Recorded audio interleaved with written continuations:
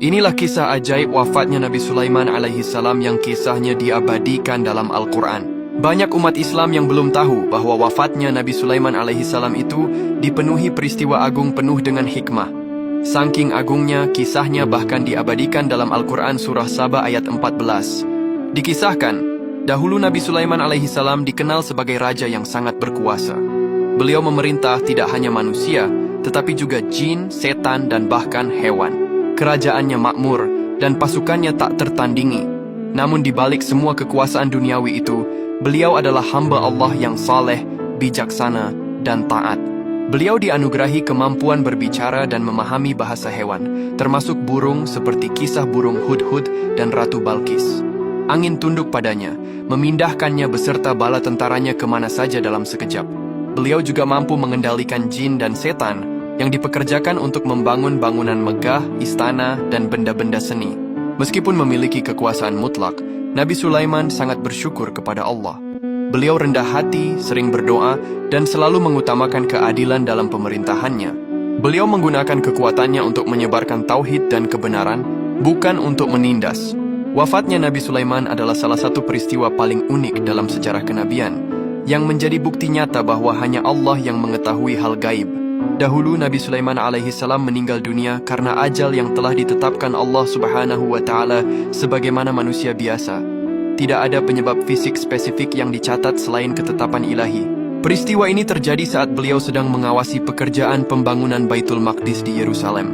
Keajaiban terjadi pada prosesi wafatnya, di mana Nabi Sulaiman meninggal dalam posisi berdiri, bersandar pada tongkatnya di tengah-tengah para jin yang sedang bekerja keras membangun. Karena para jin tidak mengetahui hal yang gaib, mereka tidak menyadari bahwa pemimpin mereka telah meninggal. Ajaibnya, tubuh Nabi Sulaiman tetap tegak berdiri dalam waktu yang cukup lama, mungkin berbulan-bulan atau bahkan bertahun-tahun, sementara para jin terus bekerja di bawah pengawasannya yang tampak. Bayangkan, selama waktu itu tubuh Nabi Sulaiman tetap utuh tanpa mengalami pembusukan sedikit pun. Barulah ketika rayap atau sejenis serangga tanah memakan bagian bawah tongkat beliau, tongkat itu menjadi rapuh dan patah.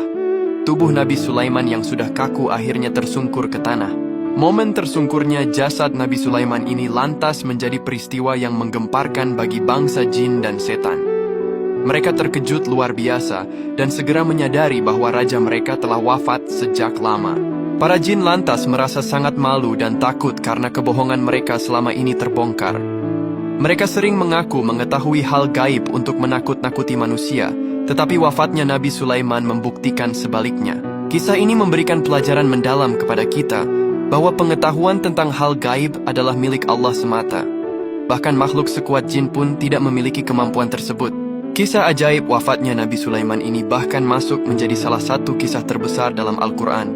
Tepatnya diabadikan dalam surah Saba ayat 14. Allah Subhanahu wa taala berfirman, فَلَمَّا قَضَيْنَا عَلَيْهِ الْمَوْتَ مَا دَلَّهُمْ عَلَى مَوْتِهِ إِلَّا دَابَّةُ الْأَرْضِ تَأْكُلُ مِنْ سَأْتِهِ فَلَمَّا خَرَّ تَبَيَّنَتِ الْجِنُّ أَنْ لَوْ كَانُوا يَعْلَمُونَ الْغَيْبَ مَا لَبِثُوا فِي الْعَذَابِ الْمُهِينِ.